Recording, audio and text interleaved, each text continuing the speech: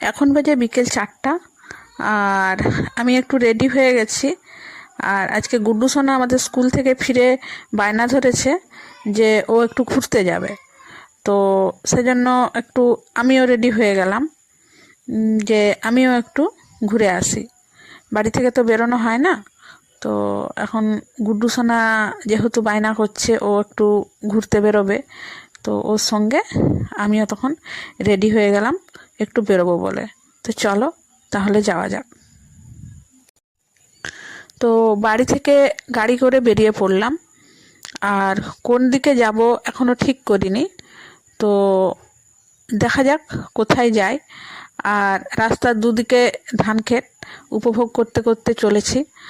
আর দুপুরেও বৃষ্টি হয়েছে, এখন একটুখানি বৃষ্টিটা কমেছে। তো খুব ওয়েদারটা ভালো, বৃষ্টি ভেজা, গরমটাও নেই। তো চলো যাওয়া যাক, কোথায় যাওয়া যায় দেখা যাক। এখন রাস্তার দুদিকে শালগাছের সৌন্দর্য উপভোগ করতে করতে আমরা জামবনির দিকে এগিয়ে চলেছি। তো সারদা পীঠের কাছ থেকে যে জামবনির রাস্তাটা গেছে ঝাড়গ্রাম থেকে, ওই রাস্তা ধরে আমরা এগিয়ে চলেছি। তো কত দূরে যাব এখনও ঠিক করিনি। তো দেখা যাক কতটা যাওয়া যায়। আর সন্ধ্যের মধ্যেই ফিরে আসব। তো তাই খুব একটা বেশি দূরে যাব না, আর বেশি টাইমের জন্যও যাব না। তো ফাইনালি আমরা আমাদের ডেস্টিনেশনে পৌঁছে গেছি। তো আমরা ঘুরতে ঘুরতে চলে এসেছি ডুলুং নদীর ধারে। নদীতে খুব জল বেড়েছে, এখানে অনেকেই দেখতে আসছে।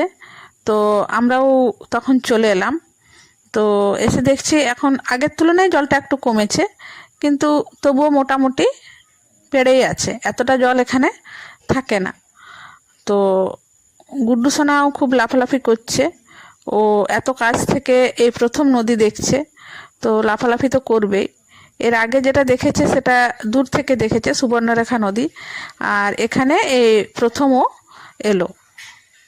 তো তো এই যে গুড্ডু সোনা এখানে পৌঁছে আনন্দে লাফালাফি করছে আর দেখছে এত কাছ থেকে নদীর জল।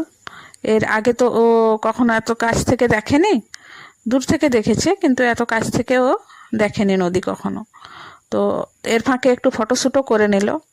তো এই ভিডিওটা এটুকু পর্যন্তই রাখছি, আর এর পরবর্তী অংশ দেখা যাবে পরের ভিডিওতে। তো এখনের মতো এটুকুই তাহলে।